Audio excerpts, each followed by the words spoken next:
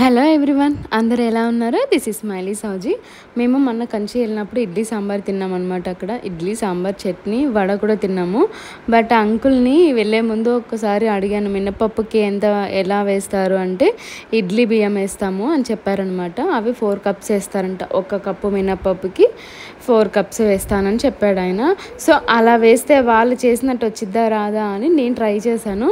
But మేమున్న చోట నాకు ఇడ్లీ రైస్ దొరకలేదు. మేము లక్కీలీ డీమార్ట్కి వెళ్ళినప్పుడు కనిపించింది. సో నేను తీసుకున్నాను అనమాట. 4 కప్స్ వేసాను అతను చెప్పినట్టే. ఏంటంటే ఇక్కడ మినపప్పులో కొన్ని మెంతులు వేసి నానబెట్టుకోవాలన్నమాట. సో మీరు కూడా అదే చేయండి. అండ్ ఏంటంటే మినపప్పుని బియ్యాన్ని విడివిడిగా నానబెట్టండి, కలిపి అయితే అసలు నానబెట్టద్దు, మనం దోశకి నానబెట్టినట్టు. బట్ ఏంటంటే ఈ బ్యాటర్ని ఇడ్లీ పిండిలా వాడుకోవచ్చు అండ్ దోశ పిండిలా కూడా వాడుకోవచ్చు. ఇంత మల్టిపుల్ ఉన్నప్పుడు ట్రై చేయకపోతే ఎలా అనేసి నేను ఖచ్చితంగా ట్రై చేద్దామని డిసైడ్ అయ్యే ట్రై చేస్తున్నాను. సో నేనైతే విడివిడిగా నానబెట్టేసాను. వీటిని అయితే పొద్దున నానబెట్టుకున్నాను, ఈవినింగ్ వరకు నానిపోయినాయి అనమాట. మనం పప్పు కడుక్కునే ముందు ఒక గుప్పెడు అటుకులు కడిగి కొంచెం నానబెట్టుకోవాలి. ఈలోపు ఏంటంటే అటుకులు నానుతాయి, మనం పప్పు కూడా కడిగేసుకుంటాము. బట్ పప్పు అయితే సూపర్గా నానిందండి, ఎందుకంటే పొద్దున నానబెట్టాం కదా, చాలా బాగా నానింది. నేను మీకు ఇది కడిగిన తర్వాత చూపిస్తాను ఎంత బాగా నానింది అని. మనం నానబెట్టక ముందు మామూలుగా చిన్న గుండులాగా ఉండేది కదా పప్పు, ఇదేంటంటే మంచిగా విచ్చుకుంది, రెండు భాగాలుగా విచ్చుకుంది. చూడండి ఎంత బాగుందో. పప్పు అయితే సూపర్గా నానింది. నానితేనే ఇడ్లీలు ఏవైనా బాగా వస్తాయి కదా. సో ఇంకా నేను వీటిని కలిపి మాత్రం మిక్సీ పట్టుకోవద్దు, విడివిడిగానే సపరేట్గానే మిక్సీ పట్టుకోవాలి. అటుకులు, మినపప్పు, బియ్యం ఈ 3 సపరేట్గానే మిక్సీ పట్టుకోవాలి. నేనైతే వాటిని మిక్సీ పట్టేసుకుంటున్నాను అనమాట. అసలు ఆ రోజు తిన్న కంచి దగ్గర నుంచి ట్రై చేయాలి అని అనుకున్నా. నాకు తెలిసిన తిరుపతి అక్క కూడా వాళ్ళు కూడా ఇలానే తింటారంట. అటు సైడ్ చెన్నైకి దగ్గర కదా, ఇక్కడ ఫేమస్, మేము బాగా చేసుకుంటామని అక్కను కూడా ఒకసారి కనుక్కున్నాను అనమాట. నేనైతే మినప్పప్పు మిక్సీ వేసుకున్నాను, చాలా సాఫ్ట్గా మెత్తగా అయింది. ఒక నైట్ మొత్తం పులవనిచ్చిన తర్వాత మార్నింగ్ చూడండి ఎంత బాగుందో. నేను ఒక గిన్నెలోకి సపరేట్గా తీసుకున్నాను బ్యాటర్ని. తీసుకొని ఫస్ట్ నేను దోశ పిండికి వేసుకుంటున్నాను అనమాట.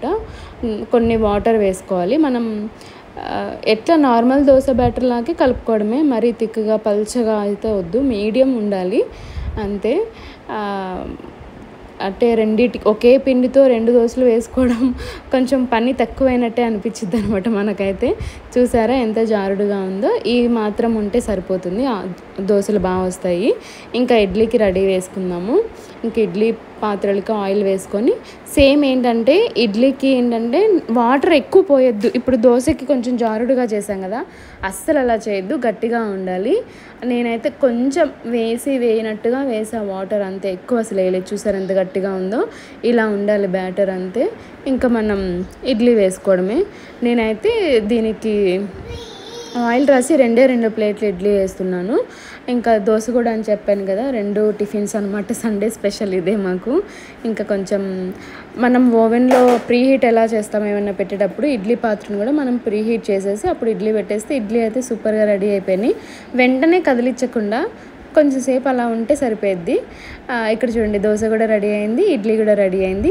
దాన్ని చికెన్తో తింటున్నాం అనమాట. సాంబార్ నెక్స్ట్ టైం ట్రై చేద్దాంలే అనేసి. మీకు ఎలా అనిపించింది ఈ వీడియో? నచ్చితే లైక్ చేయండి అండ్ సబ్స్క్రైబ్ చేసుకొని సపోర్ట్ చేయండి అండ్ కామెంట్ కూడా చేయండి ఎలా వచ్చాయి ఏంటి అని. నాకైతే సూపర్గా వచ్చాయండి, చాలా బాగా వచ్చాయి. అక్కడ తిన్నట్టుగానే అనిపించింది నాకైతే.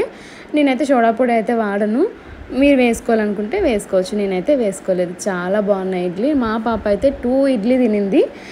తనకి అంత బాగా నచ్చిందేమో, మాకు కూడా అలాగే నచ్చింది. అంతేనండి ఈ వీడియో. మరో వీడియోతో మేము ముందుకు వచ్చేస్తాను. ఇంకా ఎవరైనా సబ్స్క్రైబ్ చేసుకోకపోతే చేసుకోండి. ఇప్పటి నుంచి నేను అంటే ఒక టార్గెట్ పెట్టుకున్నా, ఖచ్చితంగా నేను ఒక రోజుకి ఒక షార్ట్ అయినా ఒక లాంగ్ అయినా ఏదో ఒకటి పోస్ట్ చేద్దామని. సో నేనైతే పోస్ట్ చేస్తూనే ఉంటాను.